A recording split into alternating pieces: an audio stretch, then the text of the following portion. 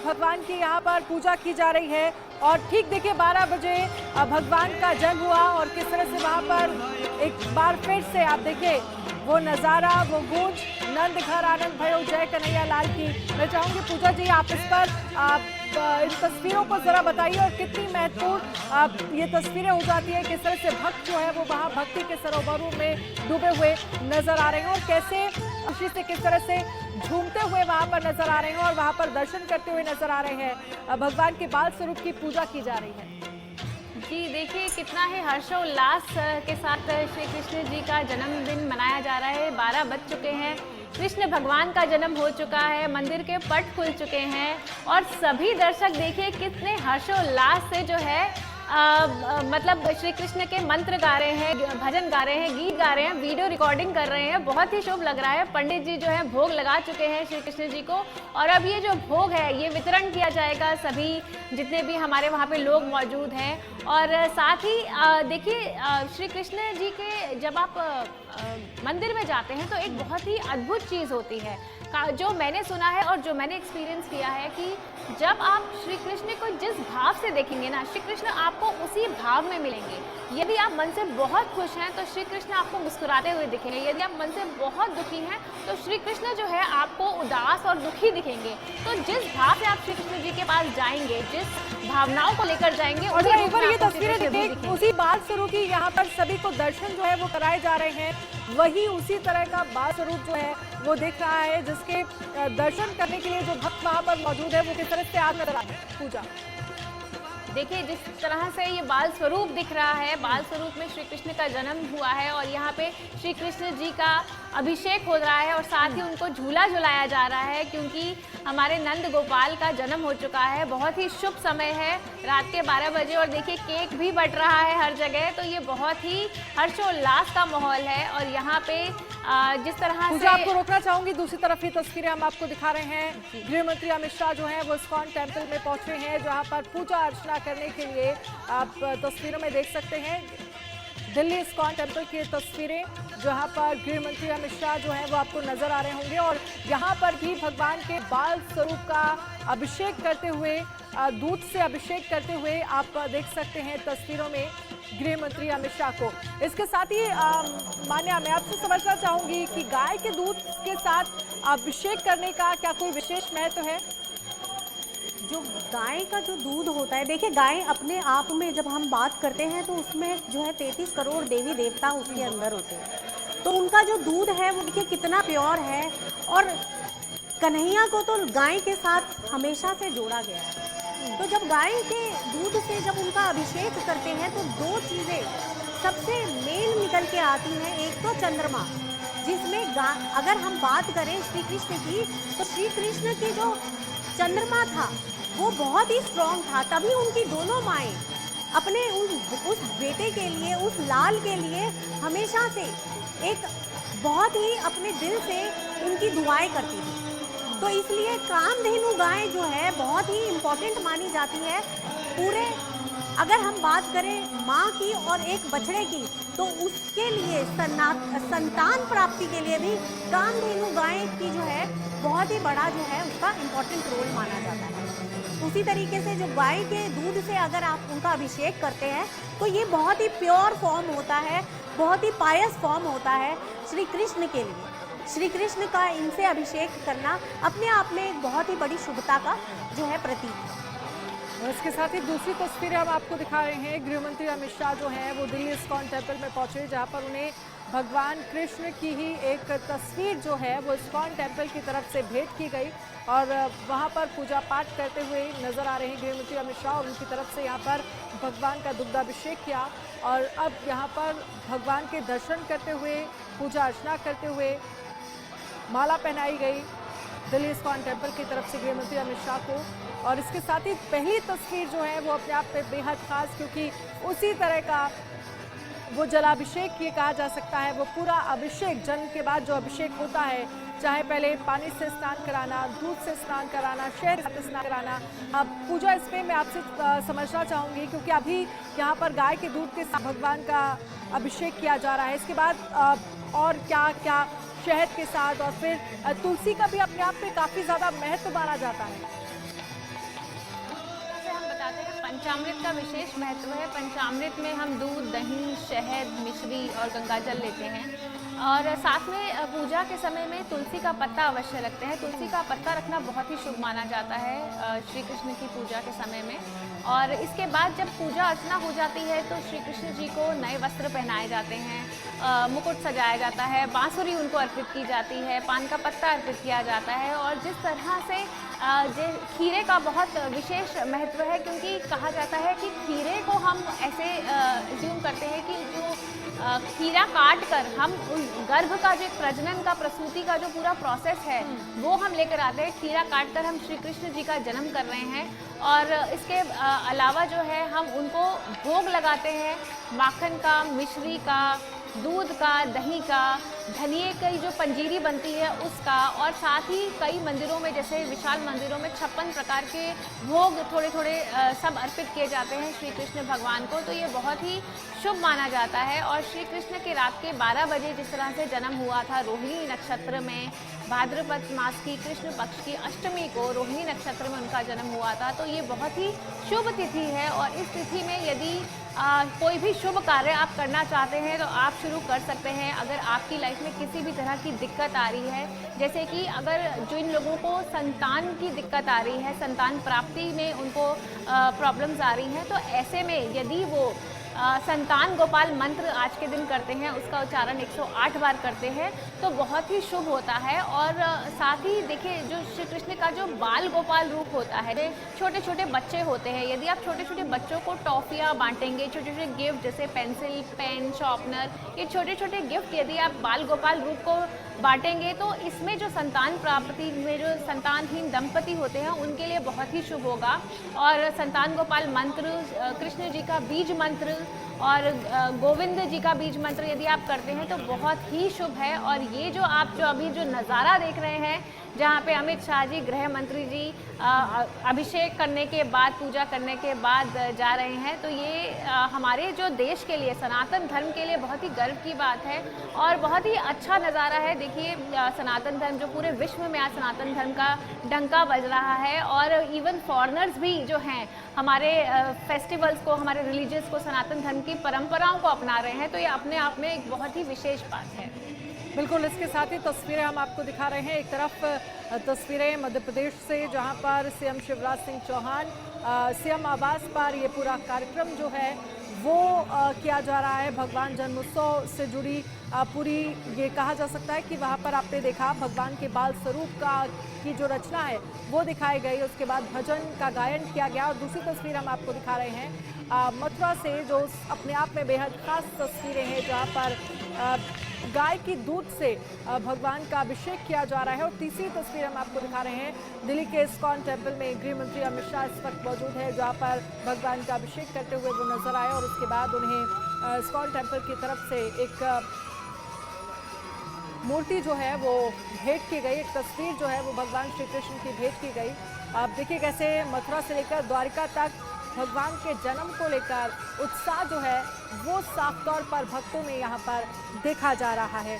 इन सब के बीच आप अगर घर में पूजा अर्चना कर रहे हैं तो कौन कौन सी खास बातें जिनका ख्याल रख सकते हैं, उसको लेकर भी हम लगातार आपको जानकारी दे रहे हैं। मान्या जी, तस्वीरों के साथ साथ ज़रा ये भी बताइए, क्योंकि जिस तरह से हमने देखा है कि घरों में गृह कलेश के लिए लोग कई उपाय करते हैं, लेकिन गृह कलेश जो है वो खत्म नहीं होते या कम नहीं होते, जिससे लोगों को काफ़ी परेशानी होती है। तो उससे जुड़ा भी कोई उपाय क्या आज के दिन, आज की पूजा में किया जा सकता है? जी बिल्कुल, आज के दिन जब आप अभिषेक करें तब अपनी एक इंटेंट वो ज़रूर डालें कि आपके घर में सुख समृद्धि, साथ में धन धान्य, और आपके घर में जो भी कलेश हैं वह खत्म हो गए। इसके अलावा मैं आपको एक मंत्र बताती हूँ, वो है ओम कृष्णाय वासुदेवाय हरे परमात्मने प्रणते क्लेशनाशाय गोविंदाय नमो नमः। अगर इस मंत्र का 108 बार जाप किया जाए तो घर के जो कलेश हैं वह सभी कलेश घर के खत्म हो जाते हैं। और इस मंत्र का इतना बड़ा प्रभाव है, इतनी पॉजिटिविटी इस मंत्र के अंदर है कि घर में से अगर आप कपूर जलाकर इस मंत्र का उच्चारण करेंगे तो आपके घर से हर तरीके की बीमारी और हर तरीके की परेशानी घर से रफू चक्कर होगी। इसके अलावा आपको एक छोटा सा मंत्र और बताती हूँ, क्योंकि यह बहुत बड़ा मंत्र है। तो इसके लिए अगर कभी भी जिंदगी में कोई भी परेशानी आ जाए और आपको समझ ना आए कि क्या करना है, तो एक छोटे से मंत्र का उच्चारण आप करें। वह मंत्र है ओम कृष्णाय वासुदेवाय प्रपदे। ओम कृष्णाय वासुदेवाय शरणम प्रपदे। इस मंत्र का उच्चारण जब आप करते हैं, इसका मतलब है कि हे कृष्ण, हम तुम्हारे शरण में हैं। आपको जो सही लगता है आप उसी तरीके से हमारी इस परेशानी को, हमारे इस कष्ट को हर लीजिए। आपको जो सही लगता है मेरी लाइफ के लिए, मेरी परेशानी के लिए, मेरे इस कष्ट के लिए, आपको जो सही लगता है, मैं आपके शरण में हूँ, इसे हटाइए। आप देखिए इस मंत्र के उच्चारण के बाद किस तरीके से आपकी जिंदगी में 360 डिग्री का चेंज आएगा। जब आप अपने आप को उन कृष्ण के शरणों में दे देंगे, उनके चरणों में रह जाएंगे, तो किस तरीके से आपकी 360 डिग्री में चेंज आएगा वह देखते ही बनेगा और पूरी दुनिया देखेगी आप अपनी परेशानियों से किस तरीके से निकलकर अपनी सुख समृद्धि की जिंदगी में आ जाएंगे। और तो ये बहुत ही इम्पोर्टेंट है। हाँ। श्री कृष्ण के साथ जुड़ना हमारी लाइफ का एक बहुत ही बड़ा एक हमारा जिंदगी का एक मकसद है, क्योंकि वह भी एक मकसद के साथ आए थे और हमारे पास भी इस लाइफ में आने का, इस जिंदगी में आने का एक मकसद है। वही वो कृष्ण भगवान हमें दिखाते हैं, वही उस कृष्ण भगवान से हमें सीखना है। बिल्कुल पूजा, इसके साथ क्योंकि आप भी ये तस्वीरें देख रही होंगी, अब दूध से अभिषेक जो है वो किया जा रहा है और 5 लोग मिलकर एक साथ अभिषेक कर रहे हैं, इसका क्या महत्व है? देखिए, ये तो मंदिर के पंडित जी हैं जो अभिषेक कर रहे हैं। दूध से अभिषेक बहुत, जैसे कि मैंने बताया कि पंचामृत का विशेष महत्व है। सबसे पहले दूध से अभिषेक करते हैं, फिर दही से, फिर शहद अर्पित किया जाता है, फिर मिश्री अर्पित की जाती है, फिर उसके बाद गंगा जल से उन्हें पूरा स्नान करवा के एक मोली जो होती है लंगोट की तरह बांधी जाती है उनको, और फिर उसके बाद उन्हें पीले वस्त्र जो हैं हम अर्पित करते हैं और साथ ही उनको भोग लगाते हैं। जो माखन मिश्री का भोग होता है वो उनको लगाया जाता है। तो बहुत ही शुभ माना जाता है, बहुत ही अच्छा माहौल जो है हमारा बन जाता है। सभी भक्तजन जो होते हैं वो अपना जो है भजन कीर्तन करते हैं, श्री कृष्ण के भजन गाते हैं, श्री कृष्ण के मंत्र करते हैं और अपनी अपनी समस्याएं, जिसके मन में, देखिए आजकल हर एक इंसान के मन में कोई ना कोई परेशानी, कोई ना कोई दुख है। तो ऐसे में यदि आप अपना जो दुख है अगर आज के दिन एक तेज पत्ते पे लिख दें कि आपकी ज़िंदगी की क्या प्रॉब्लम है, और उस तेज पत्ते को यदि आप जला दें और उसकी जो राख है पानी में प्रवाहित कर दें, तो आज श्री कृष्ण जन्माष्टमी वाले दिन जो है आपकी सभी समस्याएं देखिए धीरे धीरे आपकी ज़िंदगी में ख़त्म होती जाएगी। और आज श्री कृष्ण जन्माष्टमी से तेज पत्ते का यदि आप उपाय शुरू करें और हर मंगलवार को करें शाम को 4 बजे के बाद, तो देखिए आपकी लाइफ की सभी प्रॉब्लम धीरे धीरे सॉर्ट होनी शुरू हो जाएगी। इसके अलावा जिन लोगों को जॉब में या बिजनेस में परेशानी आ रही है वो क्या कर सकते हैं, वो आज के दिन यदि आप 5 कन्याओं को घर बुला के भोजन करवाएं और फिर उसके बाद यही प्रोसेस हर शुक्रवार, अगले 5 शुक्रवार तक 5 कन्याओं को भोजन कराते रहें, तो आपकी नौकरी में प्रमोशन भी मिलेगा, आपका बिजनेस भी ग्रो करेगा और आपको लाइफ में देखिए बहुत तरक्की भी मिलेगी। आपकी ज़िंदगी की जितनी समस्या है यदि आप श्री कृष्ण को अर्पित कर देंगे और अपने आप को जैसे बिल्कुल छोड़ दीजिए कि जो भगवान आप जो करेंगे सब अच्छा होगा, आप ही पर हम निर्भर हैं और जो आप करेंगे वो अच्छा होगा, और अगर बुरा भी है तो वो मेरी ज़िंदगी में मेरे कर्मों का फल है, ये समझकर यदि आप हर तरह की स्थितियों को, परिस्थितियों को यदि आप फेस करते रहेंगे तो आपके लिए बहुत ही शुभ है। और लाइफ की लर्निंग्स हैं, लाइफ की लेसन्स हैं जिसको आप अपनी लाइफ में इम्प्लीमेंट कर सकते हैं। और इसके अलावा यदि शुभ समय चल रहा है तो शुभ समय का आनंद उठाइए। भविष्य की चिंता जो है थोड़ा टाइम के लिए छोड़ दीजिए और वर्तमान में यदि आप अपनी ज़िंदगी को, लाइफ को एंजॉय करेंगे तो देखिए आपकी ज़िंदगी कितनी सुगम हो जाएगी। किसी भी तरह की टेंशन मत लीजिए। यही श्री कृष्ण कहते हैं कि अपना कर्तव्य का पालन करो, व्यर्थ चिंता मत करो, किसी भी चीज़ का भय मत करो। आत्मा जो है वो अमर है और जीवन जो है, ये जो काया जो है, ये पंच तत्वों से बना है और पंच तत्वों में ही विलीन हो जाएगा। तो इसलिए किसी भी तरह का भय से आप जो है मुक्त हो जाइए और अपनी ज़िंदगी जो है बहुत ही भय मुक्त जिएंगे तो बहुत ही शुभ रहेगा आप लोगों के लिए। बिल्कुल। और इसके साथ ही ये दो तस्वीरें हम आपको दिखा रहे हैं। पहली तस्वीर जो है वो गुजरात से द्वारकाधीश की तस्वीर है, जहाँ पर भगवान के जन्मोत्सव को लेकर किस तरह से भक्तों में जश्न जो है वो देखा जा रहा है, किस तरह उत्साह के साथ ये पूरा जन्मोत्सव जो है वो मनाया जा रहा है। लेकिन मान्या, क्योंकि द्वारकाधीश की जब हम बात करते हैं तो भगवान श्री कृष्ण का द्वारकाधीश से भी बहुत बड़ा और ख़ास रिश्ता रहा। मैं चाहती हूँ इसके बारे में आप थोड़ा सा हमारे दर्शकों को बताएं। देखिए, श्री कृष्ण को जो है ना वॉन्डरर भी कहा जाता है। गोकुल से लेकर द्वारकाधीश तक जो उनकी जर्नी रही है, उस जर्नी में उन्होंने किस तरीके से हर जगह पर एक लर्निंग दी है, एक लेसन दिए हैं। अगर हम बात करें द्वारकाधीश की, तो वहाँ के तो वह राजा हैं। पूरी नगरी उनकी जो है आज गुणगान गा रही है, आज उनका जो है स्वागत कर रही है।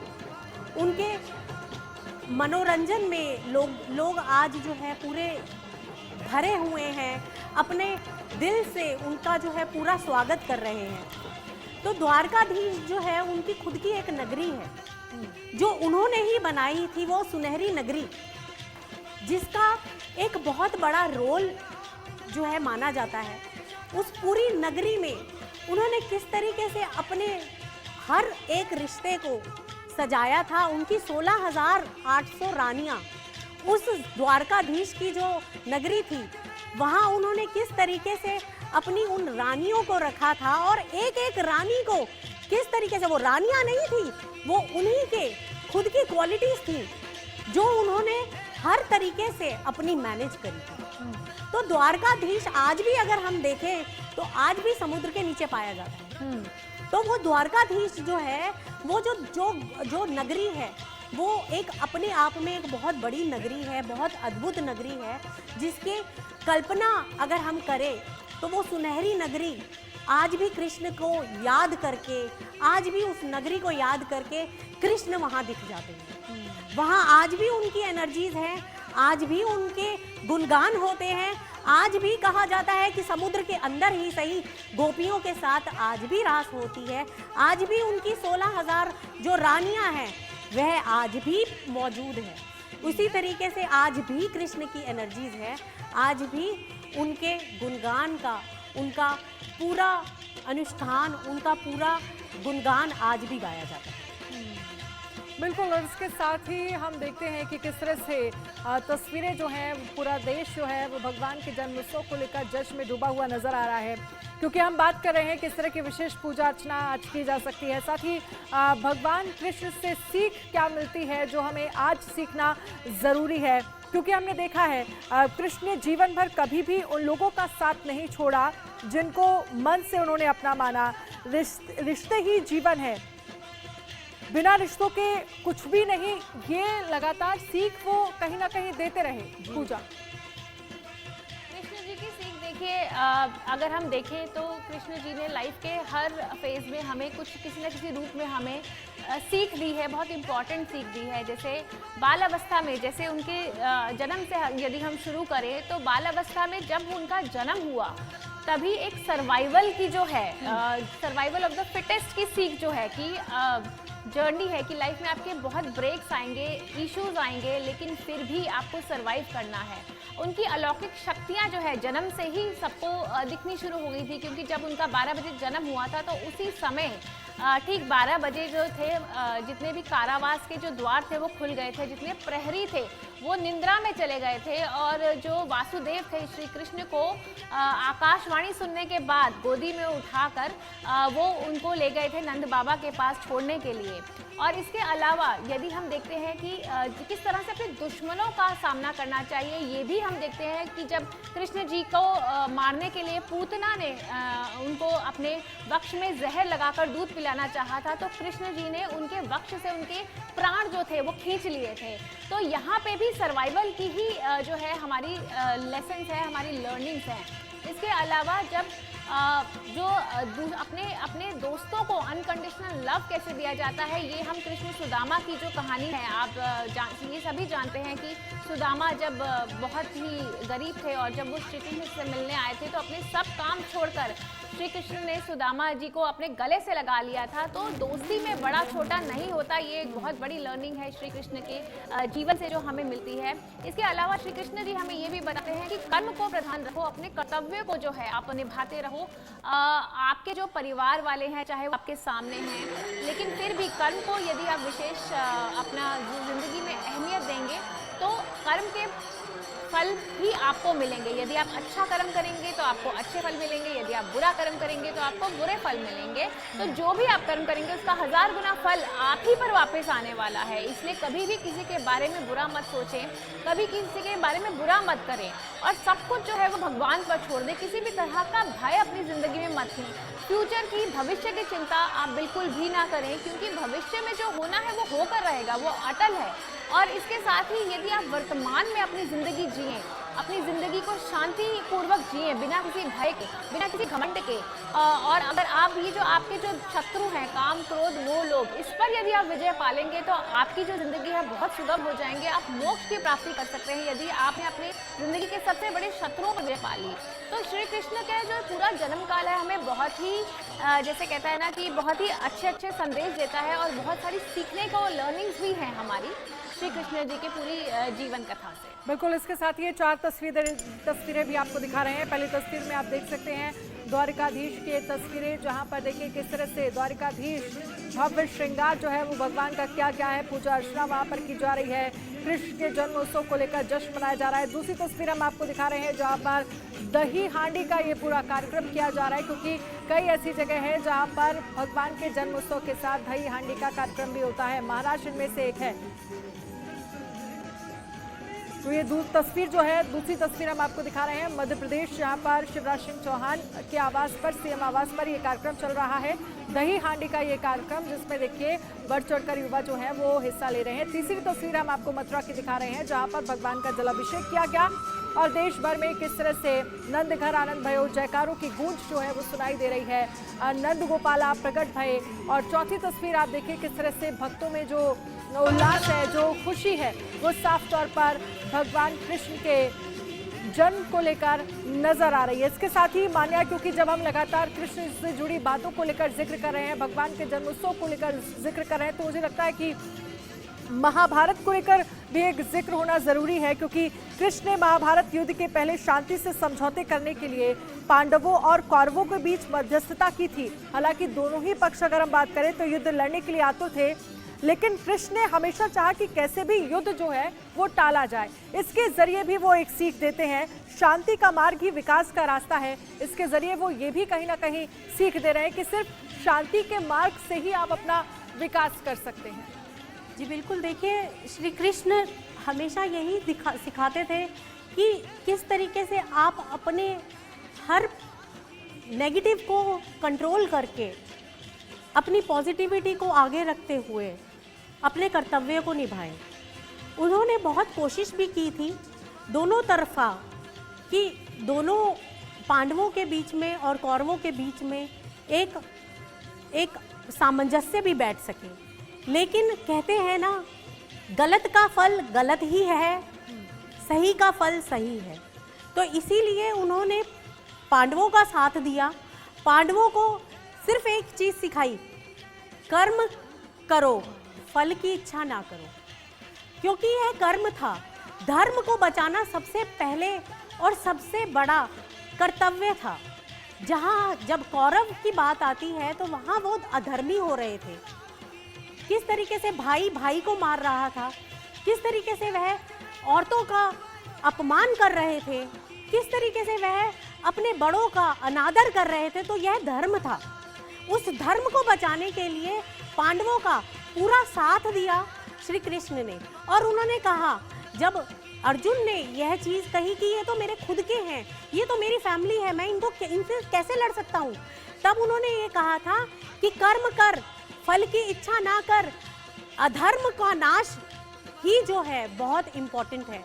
इसी तरीके से श्री कृष्ण ने हमें ये भी सिखाया है कि अपने धर्म को, अपने सनातन धर्म को आगे बढ़ाना है, अपने धर्म को हमेशा अपने साथ लेकर चलना है। यह चीज़ हमें महाभारत से सीखने को मिलती है। इसी तरीके से श्री कृष्ण ने हमें जब सिखाया कि कर्तव्य, अपने कर्तव्य का पालन करना है और कर्तव्य का पालन अपने धर्म को लेकर, अपने सभ्यता को लेकर और अपने सनातन धर्म के साथ रहते हुए करना है। इन तीनों चीज़ों को जोड़ते हुए अपने कर्तव्य के लिए परायण होना है। इसी तरीके से जब हम अपने लक्ष्य की तरफ बढ़े तो हमें ध्यान रखना चाहिए कि हमें अपने धर्म को नहीं भूलना है, हमें अपने समाज को नहीं भूलना है, हमें अपने ग्रोथ के साथ साथ अपनी समाज का भी ग्रोथ करना है, अपने धर्म की भी ग्रोथ करनी है और अपने धर्म को बढ़ाना भी है। आज के समय में हमारे छोटे छोटे बच्चे हैं जिनको हमें अपने धर्म को सिखाना है, अपने धर्म को आगे बढ़ाना है। तो ये श्री कृष्ण का जो सबसे बड़ा और सबसे उचित एक संदेश है कि अपने धर्म की रक्षा, धर्मो रक्षा रक्षते, धर्म की रक्षा सबसे बड़ी रक्षा है। इस रक्षा को हमेशा, अपने हिंदुओं का एक धर्म है, उस धर्म को निभाना बहुत ही इम्पोर्टेंट है और यही हमें कृष्ण से सीखने को मिलती है। बिल्कुल, बहुत सीख जो है वो कृष्ण के जीवन से, कृष्ण से हमें सीखने को मिलती है। तमाम